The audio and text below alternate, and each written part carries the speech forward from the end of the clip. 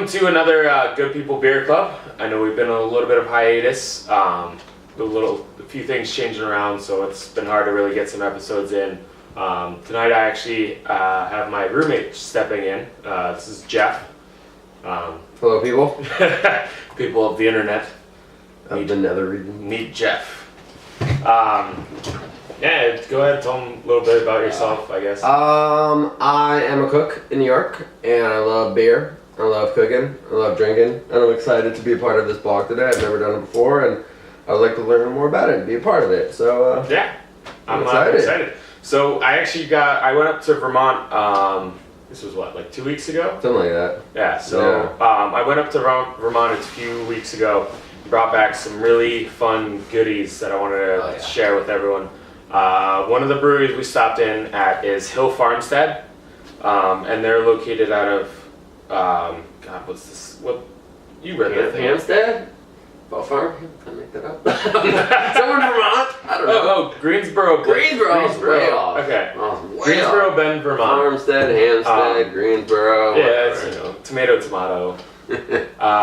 But it's if you actually go there, it's located in the middle of nowhere because it's the brewery is actually located on this dude's, like, the guy who owned it, Sean Hills. It's on his family's property that they've owned for, I think it said 8 generations on the bottle. Oh, wow. But every single one of these beers is named after an ancestor that's been buried on their graveyard, the plot graveyard on the land. So we're drinking Florence. I guess. Good old Florence. Good old Florence. I really wish I knew it. Yeah. I wish I knew what the relation was. Yeah, right. Like, who's Florence? We're drinking the great-great-grandmother right now. And there's a big old, like, hourglass shape. Like, maybe she was a... She's got some curves. Shoot. Alright, we'll see. I don't know. Let's pop it open. Let's do it. So this is their wheat saison. Which I've never had a wheat saison. So I feel like most of the time... Are most saisons wheat saisons? Most of the They time don't just advertise it that way?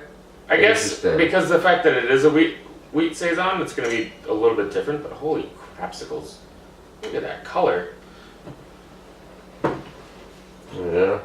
That is gorgeous. Yeah, he's drinking out of my... I had to use this glass. Yeah. Love this glass. That glass Dogfish head glass. Super thin glass. It just feels good to hold. Mm-hmm. It's really light. I don't know, I like it. Yeah, no, it's a fantastic glass. Right, it is.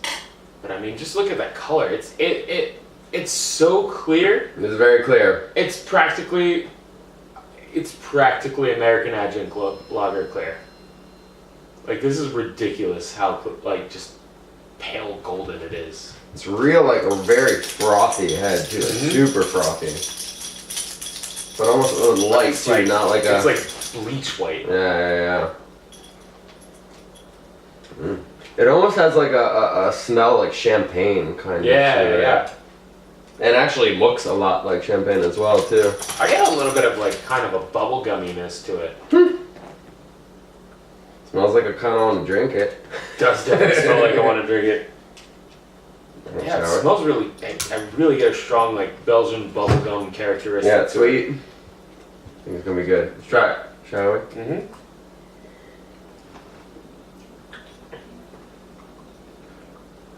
Not nearly as sweet as it smells. No, not at all. And the bubblegum is almost non-existent till the end. Really light. Very, very light. It's really citrusy, kind of. I guess the word is, like, effervescent. It's real good word. It's like very carbonated, right? Extremely carbonated. Very carbonated. I feel like it's very, very, like, almost like a very dry champagne. Like, it's very champagne-y to me. I don't even know if it's necessarily dry champagne. I feel like when I have a dry champagne, like, I really feel like it's a You're dry not champagne. parched? Yeah. I like this. This is like a nice medium dryness where, like, you still want to go back for another sip, but it doesn't leave you, like, I was out with my parents the other night and we had a wine that was so dry, I literally had to take a sip of the wine and then take a sip of the water just to keep my palate, like, moist. So that's what I think of when I think really dry, and I think champagne has a lot of that attribute as well. No, you're right. You are correct. It's very, very light though. Mm-hmm. Real light. Like, It's good. I mean, what is this? I think it's. Is it really hot? It's like 8%, right? I think this one's 9.5. That's absurd. Oh no! It's only 5. It's only 5. That makes way more sense. Why was I looking at that? I don't know. I thought it was way higher too. That would have been dangerous. Yeah, I mean, drinking this. If this was a 9.5, just casually drinking. It'd be bad news bears, man. Would not be good. Be donezo. It'd be awesome, but not be good. Like maybe if I was gonna go out after this, I don't know. Which I probably. Yeah, you would. Don't get me wrong. I got work in the morning. I'm just here relaxing and enjoying myself. Oh, that's the way to do it, man. I'm so happy to be drinking out of this glass, though. Never drank out of it before. Yeah. Really digging it. Really like it. The nice. What is Love this? seeing all Spiegel? the bubbles coming up too. It's really good with like maintaining head. It gives great head. That is a quality I look for in a beer drinking receptacle. It's got to do it right. Man, you took that on a level that I didn't anticipate you. You're welcome. You are welcome. You are welcome. Viewer audience. Ay. You should appreciate this. Speaking of, Ollie's going for it. Ollie's getting a little happy. Yeah. What do you think about it? Like, would you drink it again? Do you enjoy it? Do you love it? I do really enjoy it. I could definitely. It's almost too late. I agree. I could definitely like see myself like maybe when it gets a little bit warmer out, or I might change my opinion. I almost feel like if it were reduced, if some of the water was rendered out of it, then I think it'd be fantastic. Yeah, like at least I want more. I want more boldness, more flavor, more character to it. But it's nice in its lightness. Yeah, it's good. Like it's a good summer beer. Yeah, it's a great lawnmower beer. You know? Like you can just sit and drink this all day, and you know you never really get too wasted or anything like that. Yeah. And it's not going to tire out your palate or anything, which is nice because a lot of craft breweries are kind of heading in that direction. Like strong. Yeah. Well, most of them already had their strong beers, so now they're making these session beers that you can really come at and approach and drink a lot more of. Which is kind of which has kind of been the issue. What this vein is. It's also been an issue in craft beer that like, you know, you go into a bar and you order like 3 or 4 drinks, you're done for the night. Oh yeah. Like, I can definitely speak to that. That's happened to me before. I had a night. No, I've never. I don't even know what you're talking about. Never. Had a night. No. Barley wines. Oh god. 3 in a row. Can't do it. Can't 3 do in a it. row. Can't do it.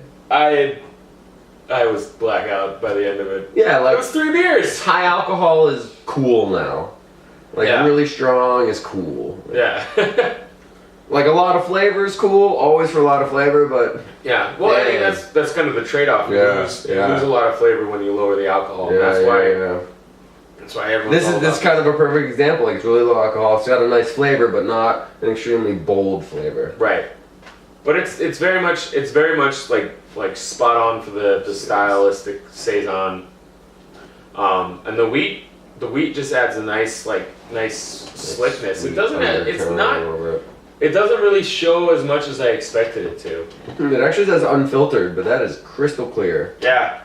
Well, if you look at the bottom, there's sediment all over the bottom. Right, there was. Yes, you're correct. There actually is a bunch of sediment on the bottom of here. Like, yes. You could probably repitch this yeast in a homebrew and see what happens. Wow, it actually has an ingredient. I've never seen a beer with an ingredients list. Mm-hmm. Pale malt, Vermont organic wheat, American and European hops, saison yeast, Brettanomyces. Oh shit! And their well water. Yeah. That's one of their big things. That's cool. Especially like a lot of the breweries in Vermont are all about their well water, their access to like really water fresh is important. Yeah, I know. It's 95% of beer. Mm-hmm. So if you don't have good water, you're not making good beer. But it only says American and European hops. It doesn't get more detail than that. No, that's it. Okay. That's it. I mean, I'm curious then. And Florence was his grandfather's sister. Oh! So that's his great aunt. So his grandfather's sister. Great aunt, that's right? His great aunt. Yeah. I hope she was a badass. I think she's. It's this beer kind of. She's very mellow. And She's very sweet. She lived in the farmstead with her 13 siblings. Jesus, I don't know. Yowzers. No, I'm my grandmother's from Vermont. And she's like one of like, something like that, like eight or nine kids. Oh wow. This is naturally carbonated. The carbonation on it reminds me of the it's a Liberty Ale. Who is that by? San Francisco. Anchor Steam. Anchor Steam, yeah. Reminds me a lot of that like carbonation. It's very it's very different from most beers. It kind of sets it apart, I feel. Very, very I don't know how to explain it. Yeah, I'm trying to think. Really small, but a lot of really bubbles. small bubbles. Yeah. But a lot of them. Yeah, you know what we're talking about, right? Come on, like small, tiny bubbles, lots of them, and they're all over your tongue. Kind of like the Scrubbing Bubbles commercial. Speak it like it is. So, yeah. All right, Florence. I can dig you. I can dig you. So I guess we're kind of winding down. So there's not much more to say than remember, wherever there's good beer, there's good people. Cheers. Cheers.